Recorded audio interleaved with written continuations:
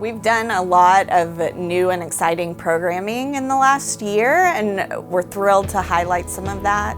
One of the first events we had at the start of 2018 was our annual Day at the Legislature event. And this last year, it got a little exciting.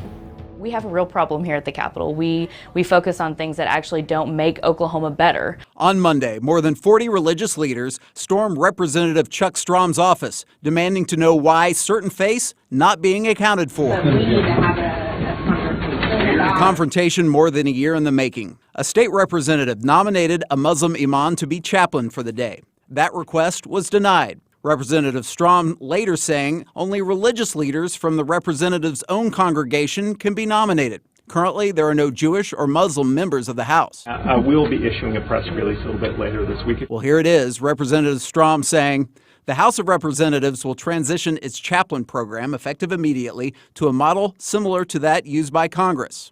I want the people of the interfaith community to know that there are members in this building who welcome them, and we'll do whatever we can and whatever's possible to ensure that that happens. When the Oklahoma Conference of Churches, along with probably about 100 clergy, when we walked to Representative Strom's office, his secretary did not know what to do.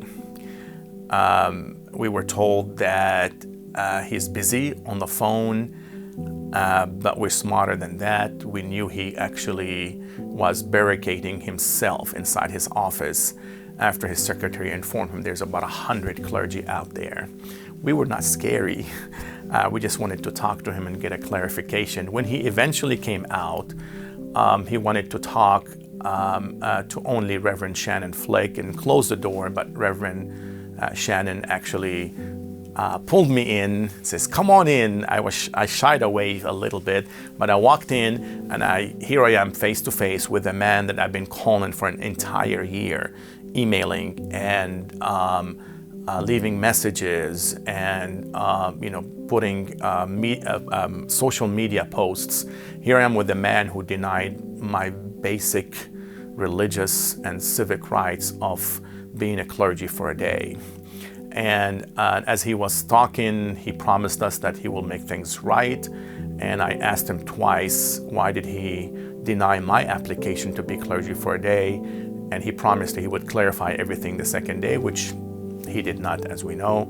And he walked away. But the moral of the story is how 100 clergy from the Oklahoma Conference of Churches came together and stood. Our intention was not to scare the representative. Maybe it was, I don't know. But the idea that he actually was shook and he actually took action, which resulted in him resigning eventually.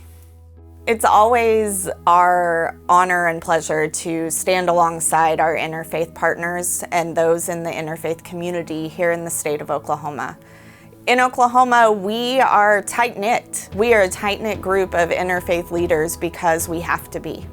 We have to stand alongside one another and offer support because far too often discrimination is thrown far and wide at our interfaith neighbors. We implemented a new area of focus in our social justice ministry in the last year: race relations and anti-discrimination. And even though the theological statement is still in development for that area of focus, we went ahead and began programming right where we needed to start, with an introduction to white privilege workshop. OCC has a mission of showing up for people, showing up for all people. And one of the ways we do that is through education and being present in the communities of faith that we represent, being present in community partners organizations that we are blessed to work with.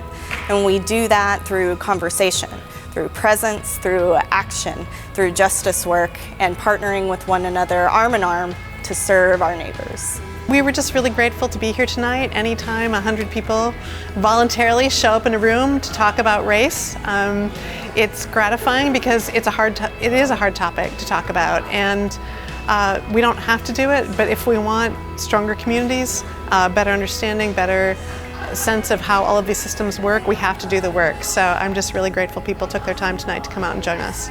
This event is important because white privilege is something that can go unseen and undetected in our world, and we have to engage it. We have to talk about it.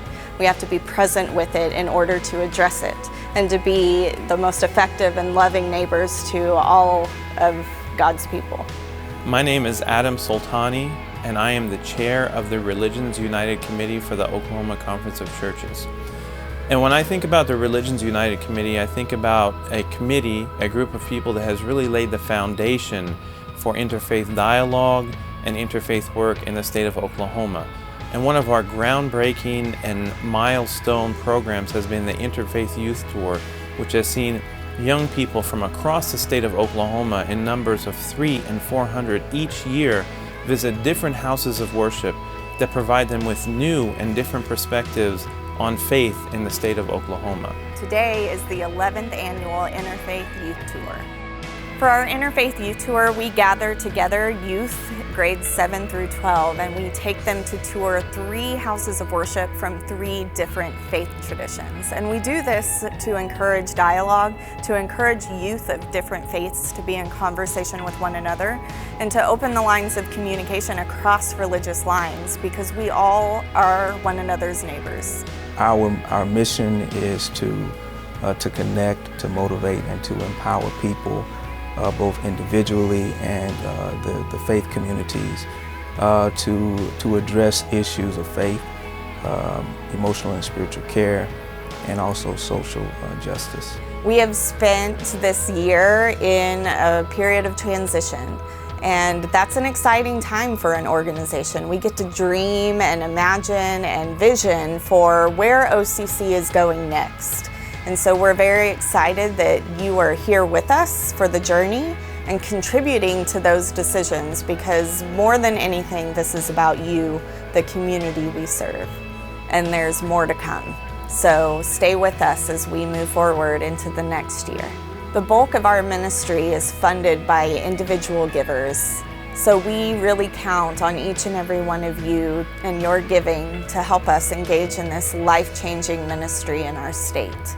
So we ask that you give an amount that's meaningful to you as we journey forward to continue changing lives.